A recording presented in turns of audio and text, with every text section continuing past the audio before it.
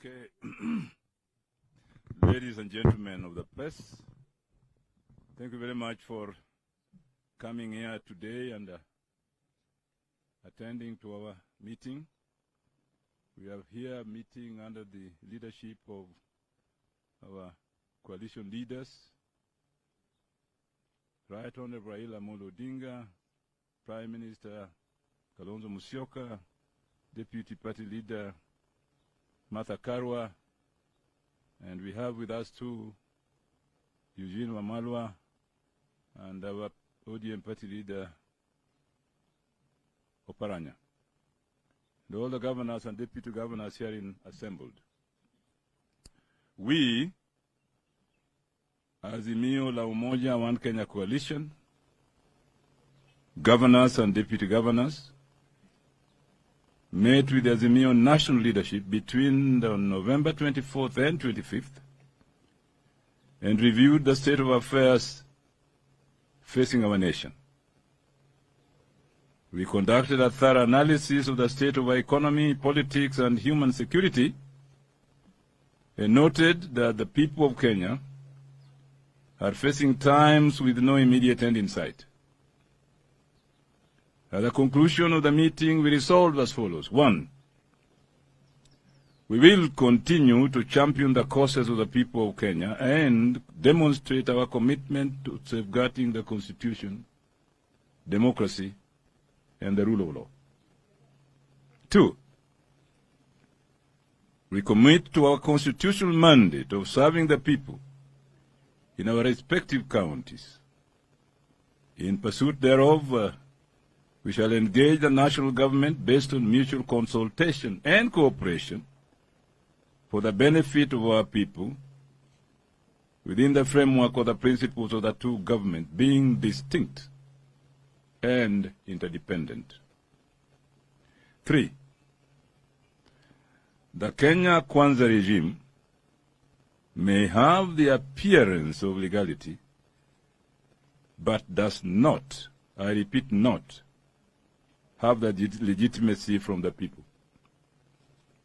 We remind the people of Kenya that slavery may have been legal in some jurisdictions, but remained repugnant to morality and justice.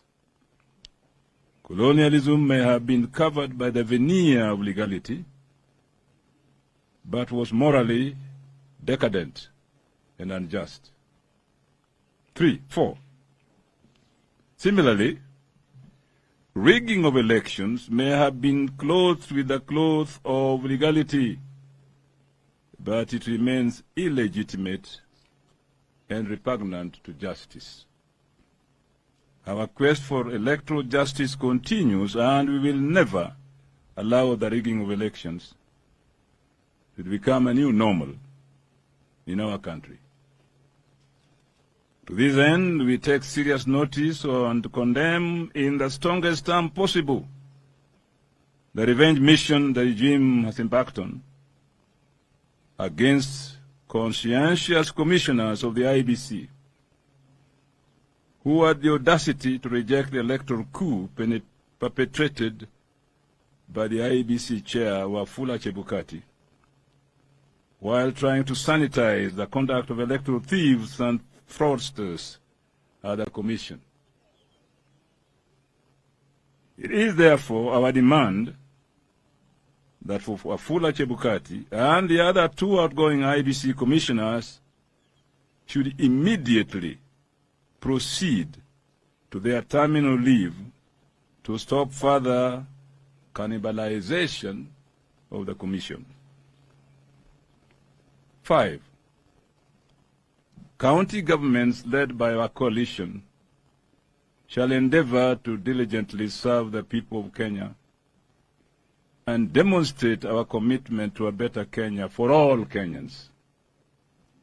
We shall protect the devolved system of governance and oppose vigorously any attempt to discriminate against any community and or region of Kenya on the basis of political persuasion, ethnicity, or religious faith. The fair allocation of resources to all counties is guaranteed by the Constitution, and we will work with Kenyans to ensure each county receives its fair share. 6. We shall establish a culture of consultations with all elected leaders, MCAs, and members of parliament alike in our respective counties, with a seamless implementation of the Azimio manifesto in our counties. To buttress this, we undertake to strengthen the Azimio movement in our respective counties so as to restore hope among our members and the people of Kenya generally. 7. We have begun deep reflections and consultations with the Kenyan people on the required resistance and struggle to protect the people of Kenya and our democracy. We shall not allow the re-establishment of authoritarian rule and the violations of human rights. We shall not allow to be taken back to the dark days of oppression and dictatorship ever again in Kenya.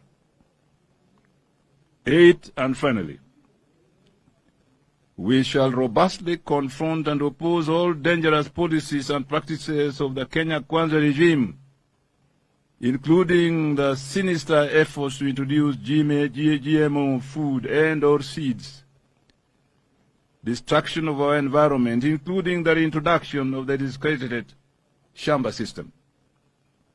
Attempts to tax the most vulnerable segments of our society, including mama mbogas, thereby increasing the cost of living for everybody and particularly the poor. The regime was not prepared to lead, has no clue on how to fix Kenya's problems, and continues to be obsessed with campaigning. This regime of lies, deceit, and false promises is out of its depth and shall not be allowed to ruin our lives. Given under our collective hands, this day, the 25th of November, the year of our Lord 2022, in this lovely place called Naivasha. I thank you.